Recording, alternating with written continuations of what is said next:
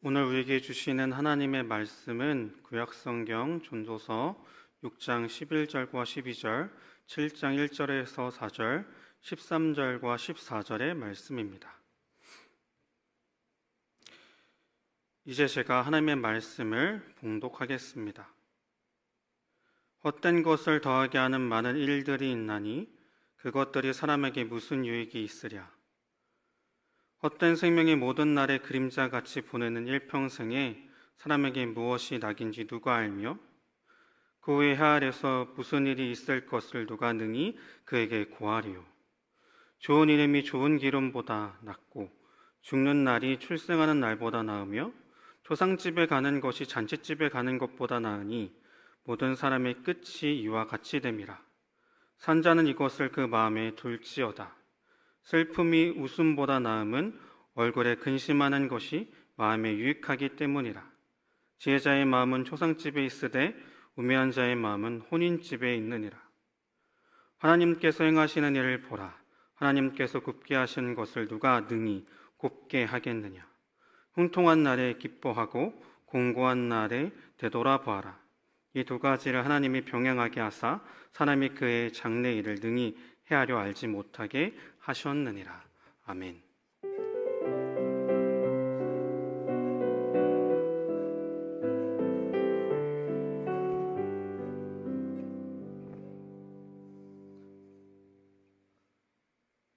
사랑하는 청년 여러분, 여러분은 요즘 어떤 날들을 보내고 있습니까? 형통한 날들을 보내고 있나요? 아니면 곤고한 날들을 보내고 있나요? 우리 인생은 항상 형통한 날들만 있지는 않습니다. 그렇다고 해서 언제나 곤고한 날들만 있는 것도 아닙니다. 오늘 전도서 말씀에 의하면 하나님께서는 두 날이 있게 하셨어요. 우리 인생에 형통한 날을 주실 때도 있고 곤고한 날을 주실 때도 있는데요. 그러면 하나님은 우리 인생에 왜 형통한 날들과 곤고한 날들을 함께 주시는 것일까요? 저는 청년 목회를 오래 했기 때문에 청년들을 그냥 무조건 너무 이뻐하고 사랑합니다. 여러분을 바라보는 내 하트 눈이 보입니까? 네. 그래서 결혼 주례도 많이 해봤는데요. 청년 사역할 때 내가 섬기는 청년들이 많이 결혼했는데 예쁘게 자라서 교제를 한 형제 자매가 이제 결혼을 하게 됐고 내가 이제 결혼 주례를 하게 됐어요.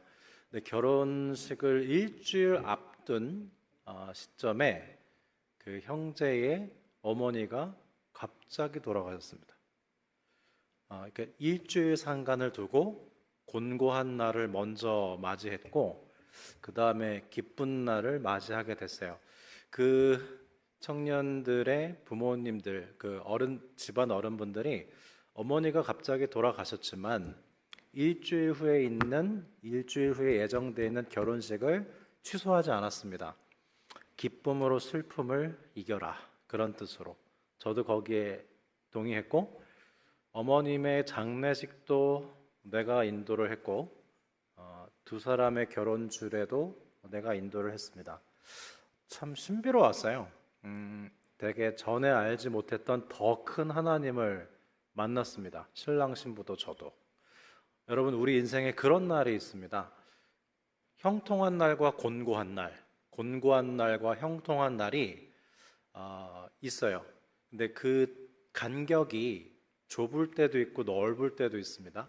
근데 그 간격이 좁을수록 이전보다 더 큰 하나님을 만나고 하나님을 경외하게 됩니다. 하나님을 두려워하게 되고 놀라워하게 되고 그게 합쳐진 게 경외인데요. 일주일 전에 어머니를 갑자기 데려가신 하나님, 그리고 가정을 주신 하나님, 그 곤고한 날과 기쁜 날 사이에서 하나님을 되게 경외하게 되더라고요. 온전히 어머님의 갑작스러운 소천을 슬퍼하기만 할 수도 없었고, 왜냐면 결혼식은 또 기쁘니까, 또 결혼을 했다고 해서 온전히 기쁘기만 할 수도 없었던, 어떤 면에서 기쁨과 슬픔이 좀 공존하기도 했던 그 시간, 그 신랑 신부와 저는 하나님을 좀 경외했던 시간이었습니다. 그리고 저는 지난주 토요일에 인생의 곤고함과 형통함 두 때를 단 하루 만에 모두 경험해 봤는데요. 오전에는 장례식장에 갔어요. 그래서 제 차에다, 오후에는 결혼식장에 갔고요. 그래서 아침에 제가 집을 나설 때 뒷좌석에다가 검은 가운, 하얀 가운 두 개를 준비했어요. 그래서 아침에는 서울대 장례식장 병원에 가서 검은색 가운을 입고 발인 예배를 인도했고, 인생의 곤고한 때를 맞이한 성도님, 우리 교회 성도님들과 위로를 하는 시간을 가졌습니다. 그리고 장례식이 끝난 다음에 바로 결혼 예식장으로 가서 하얀색 가운을 입고 결혼 주례를 인도했고, 우리 교회에서 2부 첫 팀장을 했던 자매가 결혼을 했거든요. 지금 다른 교회 다니지만 그 인생의 좋은 때를 함께 했습니다. 인생의 냉탕 온탕을 같은 날 오전 오후에 모두 경험하고 나니 인생이 기쁘게만 보이지도 않았고요, 슬프게만 보이지도 않았어요. 인생 전체가 보였습니다.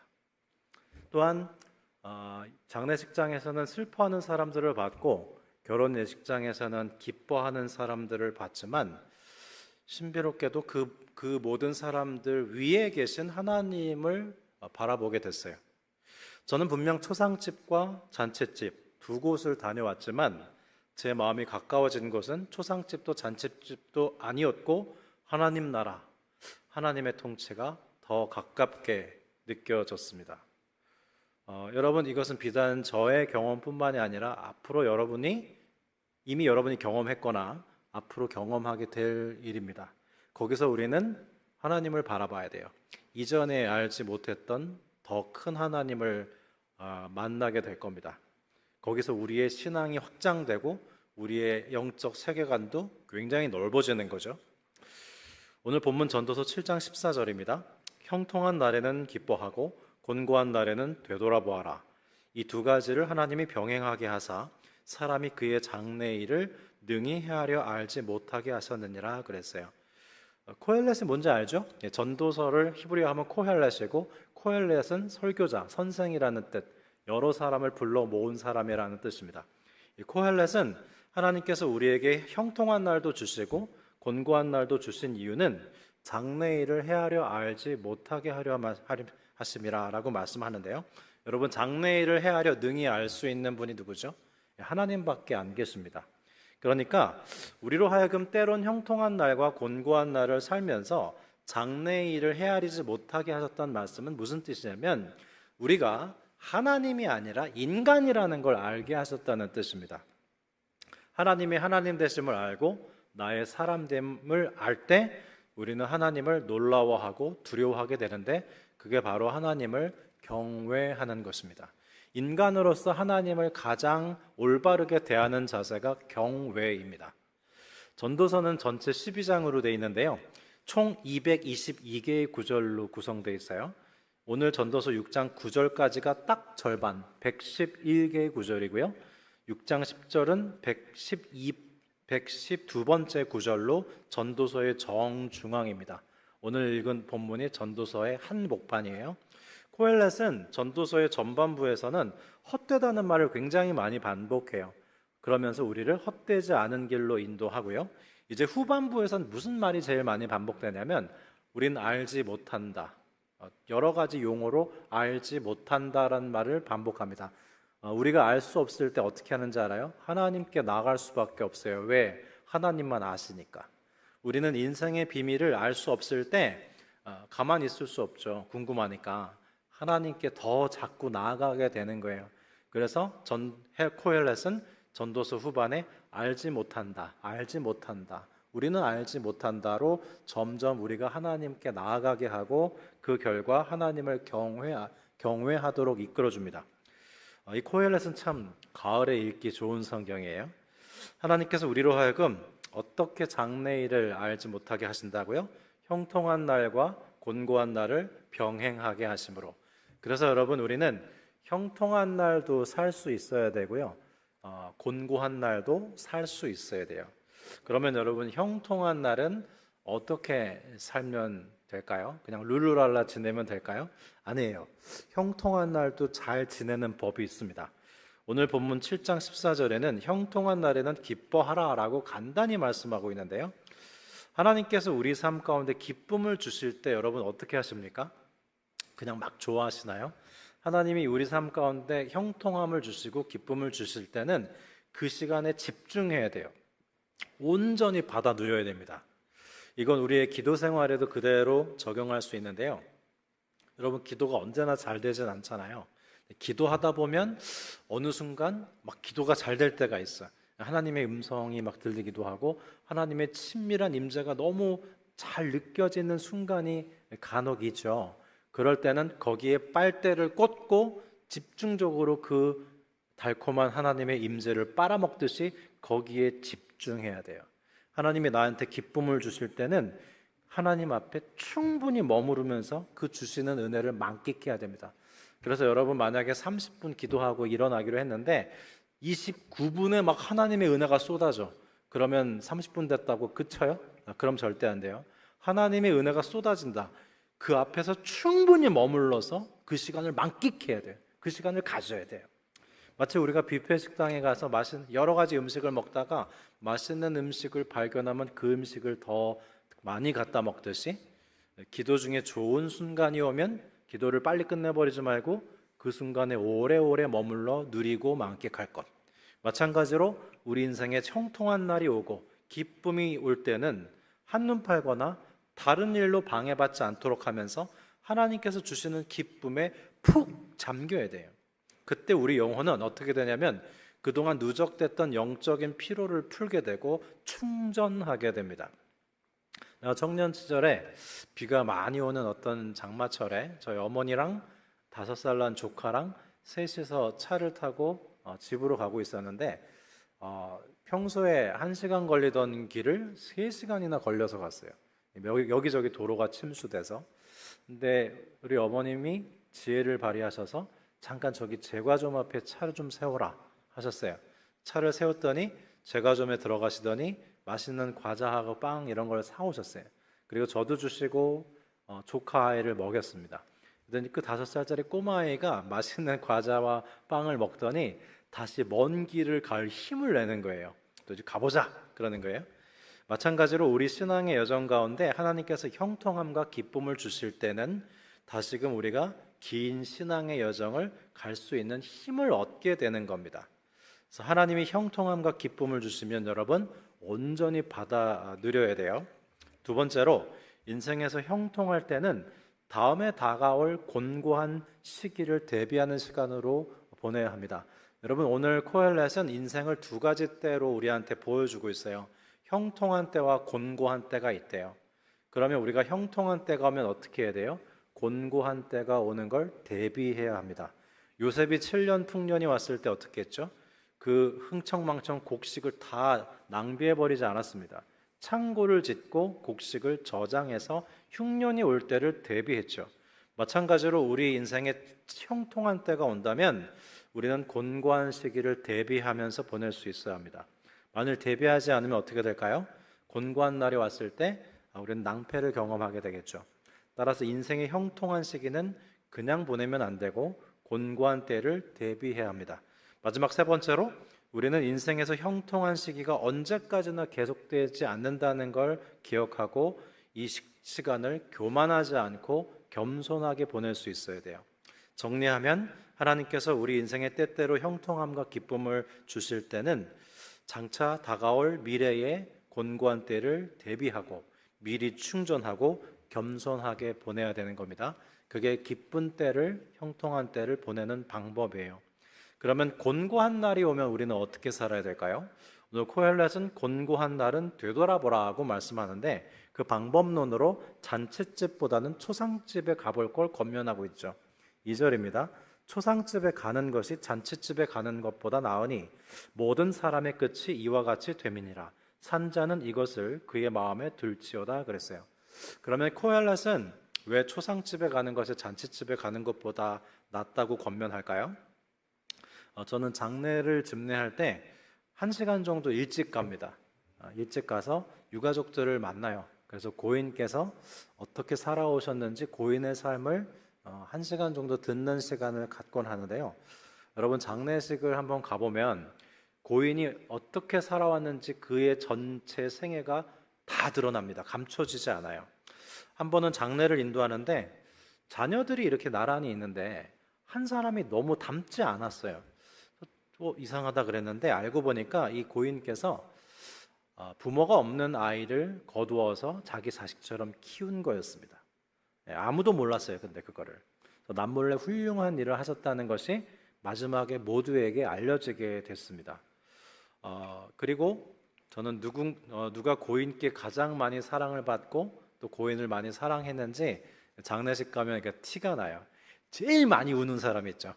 제일 많이 우는 사람이 고인을 가장 많이 사랑한 사람이고 많이 고인의 사랑을 받은 사람입니다. 또 가족들에게 가장 사랑을 많이 주지 않은 고인의 경우에는 가족들이 별로 애통해하지 않아요. 요즘에는 그 영정사진을 장례식장에서 되게 예쁘게 해줘요.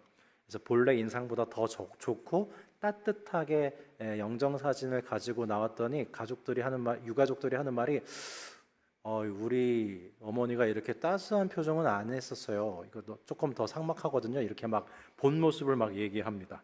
그래서 살아생전 고인이 사랑을 많이 안 준 경우 그 장례식장의 유가족들도 별로 슬퍼하지 않아요. 그래서 이 장례식장에 가면 그냥 모든 게 정직하게 다 드러납니다.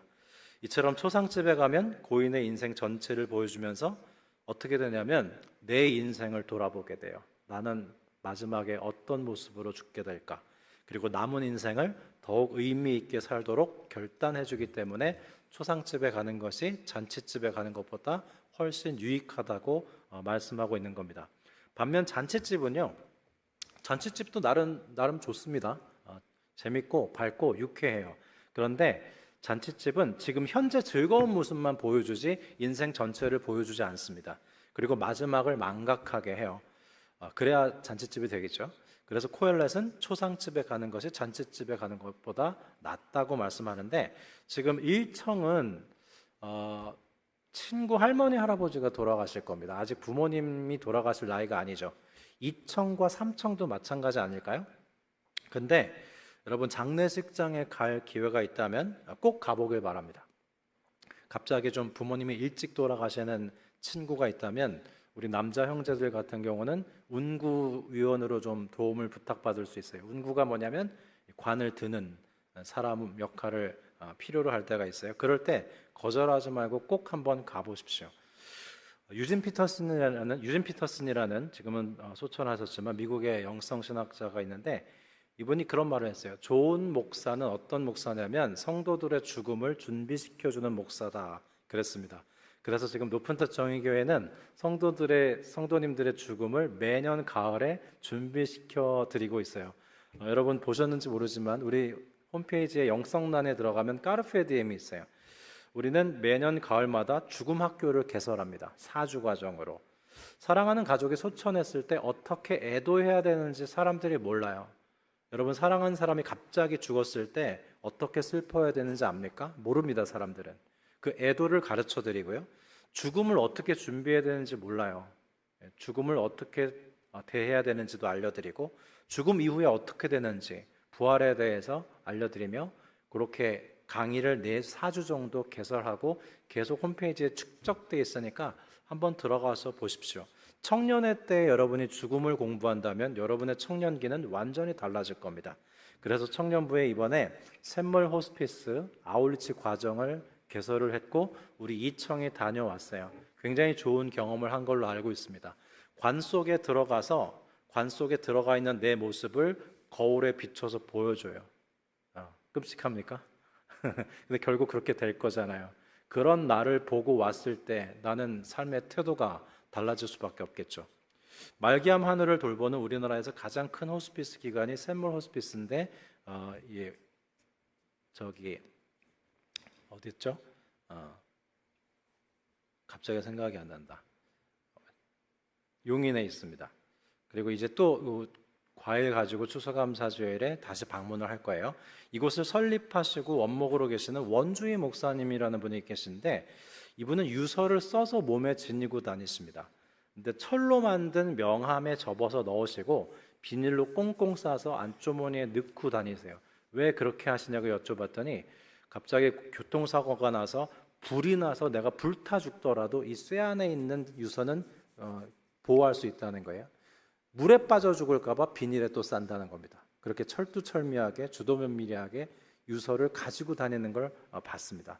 이분의 유언장에는 5가지가 기록되어 있는데요. 하나님과의 관계, 사람과의 관계, 소유물과의 관계, 일과의 관계, 그리고 신체와의 관계가 담겨 있는데 그 유언장 일부를 제가 지금 읽어드리겠습니다.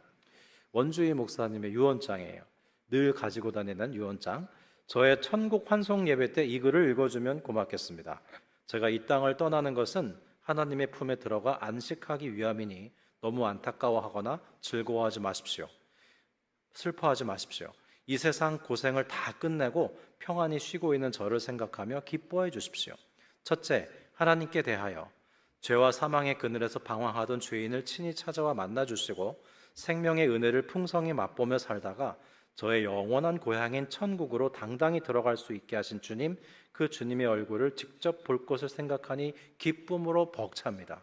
두 번째, 사랑하는 이들에게 여보, 먼저 좋은 곳으로 가는 나를 용서해 줘. 내 남편에게 휴식이 필요했는데 이제 모든 짐 내려놓고 편히 쉬겠구나 생각하고 위로받기 바라오. 나는 당신을 좋은 아내, 좋은 사모, 좋은 엄마로 기억하면서 떠나겠고 사랑하는 딸들아, 교회 생활 적극적으로 하고 하나님을 사랑하고 이웃을 사랑하는 삶을 삶의 목표로 삼고 살아라. 특히 스스로 살아가기 힘든 연약한 이들을 도우며 사는 딸들이 되기를 바란다. 셋째, 소유물에 대해서 제 명의로 된 모든 재산은 샘물 호스피스 복지재단을 만들어 귀속시켜 주십시오. 자녀들에게 재산을 남겨주지 못해 미안하다. 그러나 신앙의 유산을 남기니 물질보다 하나님을 더 의지하고 살거라. 신체에 대해서는 안구는 국립장기기증센터에, 시신은 중앙대학교 의대에 기증해 주십시오. 가능하면 제가 임종이 가까울 때 밝은 음악회로 천국 환송 예배를 드리고 싶습니다. 마지막으로 저는 죽음 앞에 있는 이들을 예수 그리스도의 복음으로 행복하게 해주려고 애쓰다가 떠난 사람으로 기억되기를 원합니다. 이 유서를 항상 가지고 다녔습니다. 여러분, 이렇게 죽음을 준비하고 살면요, 현재를 훨씬 더 잘 살 수 있어요. 그게 코엘렛의 메시지입니다. 이 원목사님은 위암 환자입니다. 지금 제가 8년 전에 이분을 알게 됐고 지금도 알아오고 있는데 10년 가까이 위암 투병 중이시거든요. 근데 죽지 않으려고 발버둥 치시려기보다는 오히려 죽음을 준비하며 사셨더니 오히려 생각보다 오래 살고 계세요. 그리고 지금도 항상 이렇게 인사하십니다. 살아있으면 다음에 만나요. 그러니까 우리 목회자 교육과정에 불러서 몇 주 동안 교육을 받았는데 이 목사님이 다음 주에 만나요 이렇게 인사하지 않고 당신이 일주일 사이에 죽을 수도 있다는 전제를 항상 갖고 계셨어요. 내가 살아있으면 다음 주에 만나요 이렇게 인사를 하곤 하셨는데 지금 8년 넘게 살아 계십니다. 그 다음 코엘렛은 우리가 곤고한 날에 되돌아볼 때는 웃기보다는 슬퍼하게 되는데 그게 더 낫다고 말씀해요. 3절 말씀, 슬픔이 웃음보다 나음은 얼굴에 근심하는 것이 마음에 유익하기 때문이라 그랬습니다. 여기서 웃음은 그냥 웃음이 아니라 뭔가 삼류 코미디가 주는 억지 웃음 같은 웃음을 뜻하고요. 이 말씀을 고린도후서 2장 10절로 풀면 이렇습니다. 표준세 번역입니다. 하나님의 뜻에 맞게 마음 아파하는 것은 회개를 하게 하여 구원에 이르게 함으로 후회할 것이 없습니다. 그러니까 우리가 하나님의 뜻대로 마음 아파하는 것이 오히려 구원에 이르게 한다는 말씀입니다. 마틴 루터는 형통한 날에는 기뻐하고 곤고한 날에는 되돌아보라는 말씀을 다음과 같이 주석했습니다. 하나님께서 내게 행하신 일들을 받아들이고 그분의 주권적 뜻에 순종하라. 때론 우리에게 형통한 날과 기쁨을 주실 때 그것을 누려라. 그러나 그러한 시간이 영원히 계속될 거라고 생각하지 말라. 때론 곤고한 날을 통과할 때 주님을 향한 마음을 지키고 신뢰하라. 그러면 여러분, 왜 인생의 곤고한 날에 하나님의 주권을 신뢰하는 것이 어려울까요? 그 이유는 우리가 우리 자신을 하나님과 동등하다고 생각하기 때문입니다. 여러분, 혹시 예수님을 친구라고 생각하십니까? 그래도 괜찮아요. 주님이 우리를 종이 아니라 친구라고 하시면서 우리가 주님께 더 친근하게 다가오기를 바라셨기 때문에 주님이 우리에게 친구라고 하셨죠. 그러나 여러분, 성경을 자세히 보면 예수님이 낮아지셔서 우리를 친구로 여겨주신 것이지 그 어떤 성경 인물이 자신을 높여서 주님을 맘먹고 주님과 내가 친구라고 한 성경 인물은 없습니다. 대학 시절에 도예를 전공하는 친구가 저에게 이런 얘기를 해줬어요. 진흙을 돌려가며 도자기를 만드는 틀을 가리틀이라고 합니다. 근데 이 가리틀로 진흙을 빚다 보면 항상 느끼는 게 뭐냐면 진흙이요 진짜 자기 멋대로래요. 빚지 않으면 절대 그릇이 될 수 없다는 거예요. 쓸만한 그릇이 나오기 위해서는 진흙은 토기장의 뜻대로 돼야겠습니까? 진흙 마음대로 돼야 되겠습니까?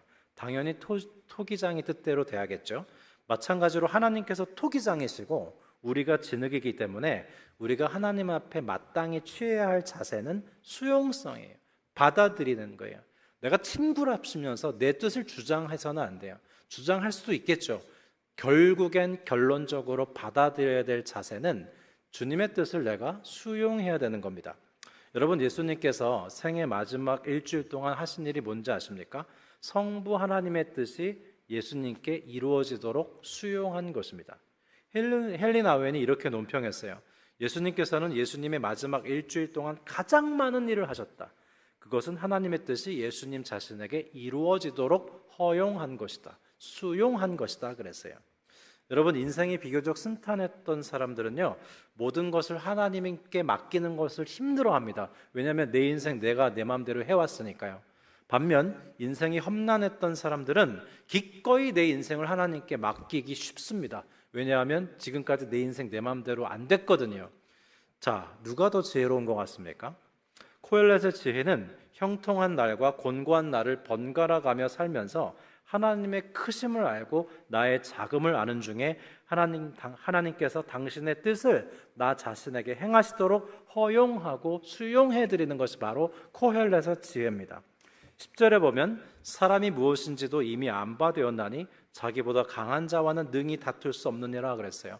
여기서 자기보다 강한 자가 누구예요? 주님이십니다. 13절 하나님께서 행하시는 일을 보라. 하나님께서 굽게 하신 것을 누가 능히 곧게 하겠느냐. 하나님이 굽게 하시면 우리는 곧게 할 수 없어요. 여러분, 우리가 가족들과 사랑하는 사람을 사랑하는 가장 좋은 방법이 뭔지 아십니까? 그건 내가 상대를 섬기고 사랑한답시고 내 맘대로 하는 게 좋은 방법이 아니에요. 상대방이 그의 마음대로 나를 섬기도록 허용하는 것이 가장 사랑하는 좋은 방법입니다. 친구가 생일 축하한다고 건넨 선물이 별로 마음에 들지 않지만 그래도 그냥 고맙게 받아주는 사랑, 엄마가 차려다 주는 식탁을 언제나 감사하게 맛있게 먹어주는 사랑, 청년부의 모든 행사에 기꺼이 참여해보는 사랑, 이처럼 상대방이 나를 섬기고 사랑하도록 허용해주고 수용해주는 것이 최고의 사랑이라는 거예요. 마찬가지로 하나님을 사랑하는 최고의 방법 역시 하나님께서 당신의 뜻대로 내게 행하시는 것을 겸손히 받아들이는 겁니다. 이따가 우리가 이렇게 기도해 볼 건데요. 네, 주님께서 저에게 원하시는 대로 행하십시오. 이렇게 하는 것이 주님을 사랑하는 가장 좋은 방법이라고 코엘렛은 말씀합니다. 우리는 인생을 살아가면서 형통한 날에는 기뻐하고 곤고한 날에는 돌아보며 점점 하나님을 경외함으로 신뢰하게 돼요. 가족들과 친구들, 사랑하는 사람들과 함께 행복을 나누는 형통한 날을 기뻐하며 살 때도 있습니다. 그러나 사랑하는 사람들을 행복하게 해주는데 한계를 경험하고 실패하는 곤고한 날을 살 때도 있어요. 사랑하는 이들이 실패했다가 다시 일어나는 것을 보고 아프고 병들었다가 회복되는 형통한 날을 함께 기뻐할 때도 있습니다. 그러나 더 이상 회복되지 못하고 주저앉거나 이별하거나 사별하는 곤고한 날을 살기도 합니다. 이게 우리의 인생 전체의 모습이에요. 우리는 그렇게 형통한 날들과 곤고한 날들을 왔다 갔다 하면서 점점 하나님의 신비의 세계로 한 차원 높게 발돋움합니다. 거기서 하나님이 단지 우리의 소원을 성취해 주시는 분 이상으로 당신의 뜻을 묵묵히 성취해 가시는 분이라는 걸 놀라움과 두려움으로 바라보게 되는데 그게 바로 코헬렛의 지혜예요. 하나님께서 당신의 뜻을 행하시도록 수용하는 단계, 그게 바로 코헬렛의 지혜입니다. 사랑하는 청년 여러분, 여러분은 지금 형통한 날을 보내며 기뻐하고 계십니까? 아니면 곤고한 날들을 보내면서 되돌아보고 있습니까? 토기장이신 주님 앞에 진흙의 모습으로 서서 형통한 날들과 곤고한 날들로 우리를 빚으시는 하나님의 뜻을 전적으로 수용하고 신뢰하면서 주님이 원하시는 대로 저에게 행하셔도 좋습니다. 이렇게 막대한 신뢰를 드리며 하나님을 사랑하는 것, 그게 하나님을 경외하는 것인데요. 그러한 코엘렛의 지혜가 저와 여러분에게 있기를 기도합니다. 기도드리겠습니다. 여러분, 오늘 말씀이 조금 어려웠을 수도 있는데요. 그러나 여러분은 실제에 더 한 걸음 다가간 겁니다. 이 시간 기도하는 시간을 가질게요. 우리 중에 형통한 날을 보내면서 기뻐하는 지체들이 있습니까? 그러면 이렇게 기도하십시오. 하나님, 제가 하나님께서 허락하신 형통한 날을 기뻐하며 보낼 때 겸손히 감사하고 또 이 형통한 날을 통해서 제 영혼이 충전하게 하시고 또 제가 이 형통한 날을 지내면서 그 다음에 오게 될 곤고한 날을 대비하면서 지금의 시간을 보내게 해주십시오. 제가 형통한 때를 잘 보내게 해주십시오. 같이 기도드리겠습니다. 하나님, 다행히도 감사하게도 저는 요즘 형통한 날들을 보내고 있는 것 같습니다. 가을 날씨가 좋고 청년부 생활이 좋고 공부가 재밌고 또 직장일도 좋습니다. 형통한 날 기쁨을 누리고 있는데 이런 때에 제 영혼이 충전되게 하여 주시고 앞으로 다가올 곤고한 날을 준비하고 대비하게 해주십시오. 이런 날이 계속되진 않기에 교만하지 않고 감사하며 보낼 수 있게 도와주십시오. 그렇게 하나님께서 주신 형통한 날에 하나님께서 주시는 은혜에 집중하고 깊이 잠길 수 있도록 저의 형통한 날, 기쁨의 날들을 잘 보낼 수 있도록 인도하여 주십시오.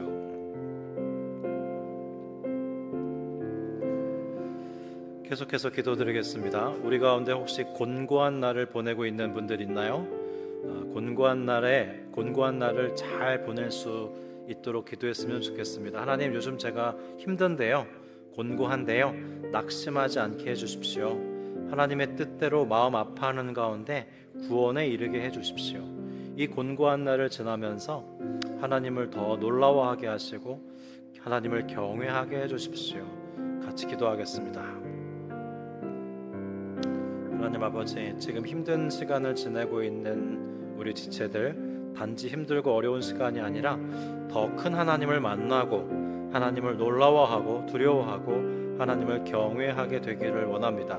낙심하지 않게 해주시고 하나님의 뜻대로 마음 아파하는 가운데 결국 구원에 이르게 하여 주십시오. 코엘렛은 웃음보다 하나님 뜻대로 마음 아파하는 것이 더 낫다고 했습니다. 우리 마음이 방방 뜨지 아니하고 이 가을에 깊어가는 가을이 열매들이 익어가듯이 우리의 영혼도 익어가게 하여 주십시오. 우리는 오늘 전도서 말씀을 통해서 인생 전체를 봤습니다. 하나님께서 우리에게 형통한 날과 곤고한 날, 두 날을 주셔서 하나님을 경외하게 하신다고 했죠. 하나님, 내 청년기에 형통한 날도 있고 곤고한 날도 있는데 이 두 날을 살아가면서 제가 하나님을 더 놀라워할 수 있게 도와주십시오. 하나님을 더욱 경외할 수 있게 해주십시오. 기도하겠습니다.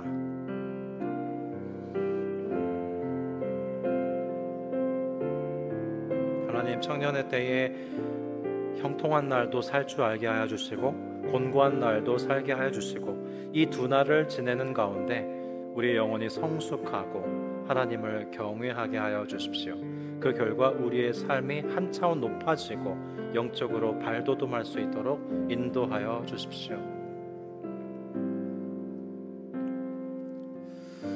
여러분, 지금 마지막으로 이렇게 한번 기도해 보실까요? 주님이 원하시는 대로 제게 행하셔도 좋습니다. 저는 주님을 신뢰합니다. 나는 아직 준비가 안 됐다. 그러면 안 하셔도 됩니다. 근데 우리가 한번 이렇게 기도해 봤으면 좋겠습니다. 우리는 내가 원하는 대로 해달라고 주님께 늘 간구해 왔잖아요. 오늘 그 반대로 해보는 거예요. 코엘렛의 지혜입니다. 이 기도문 그대로 한번 되뇌어 보이십시오. 주님이 원하시는 대로 제게 행하셔도 좋습니다. 한 3번 반복해서 기도해 보겠습니다. 주님이 저에게 원하시는 대로 저에게 행하셔도 좋습니다. 저는 주님을 신뢰합니다.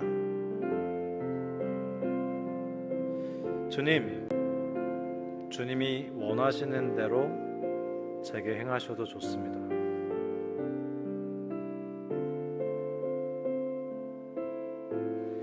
주님이 원하시는 대로 높은 뜻 정의교회 청년들에게 행하셔도 좋습니다. 주님이 원하시는 대로 높은 뜻 정의교회에 행하셔도 좋습니다. 주님이 원하시는 대로 제게 행하셔도 좋습니다.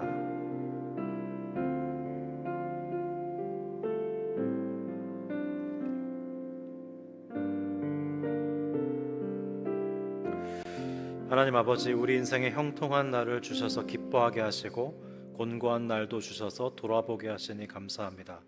우리는 장래일을 알지 못하는 인간입니다. 하나님은 모든 것을 아시오니 우리를 영원한 길로 인도하여 주십시오. 형통한 날에 교만하지 않으며 감사하고 충전하고 대비하는 지혜를 주시고, 공고한 날에 낙심하지 않으며 하나님의 뜻대로 마음 아파하는 가운데 구원에 이르게 하여 주십시오. 나의 소원이 하나님께 이루어지는 것보다 하나님의 소원이 내게 이루어지는 것이 더욱 선함을 신뢰하기 원합니다. 주님이 원하시는 대로 제게 행하셔도 좋습니다.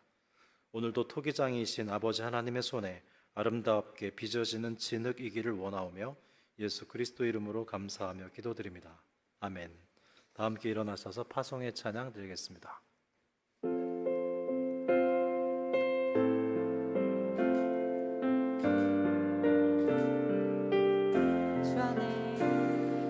안에 있는 나에게 난 근심이 있으랴.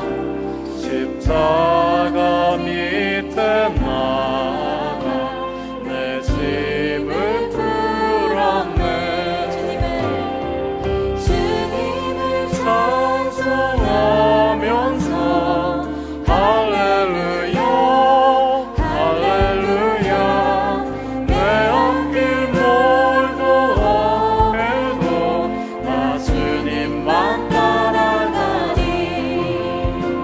그 두려움이 변하여 내 기도 되었고, 전날의 한숨 변하여 내 노래 되었네.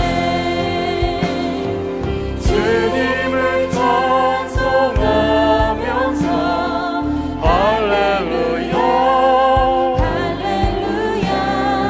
내 앞길 멀고 어려도 나 주님만 따라가리.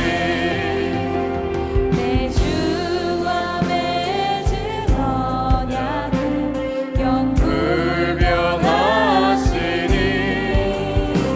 그 나라 가기까지는 늘 보호하시네. 주님을 찬송하면서 할렐루야 할렐루야. 내 앞길 멀고 어려도 나 주님만 따라가리. 주님을 찬송하면서 할렐루야 할렐루야.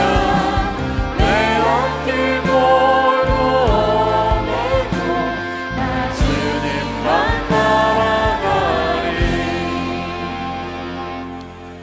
지금은 우리를 구원하신 주 예수 그리스도의 은혜와 아들을 주신 아버지 하나님의 극진하신 사랑하심과 성령님과의 깊고도 친밀한 교제와 사귐이 형통한 날에는 기뻐하고 곤고한 날에는 되돌아보며 나의 작음을 알고 하나님의 크심을 알며 하나님을 경외함으로 사랑하고 순복하기 원하는 모든 청년들의 마지스의 영적 여정 위에 이제로부터 영원히 함께하여 주시기를 간절히 축원하옵나이다. 아멘.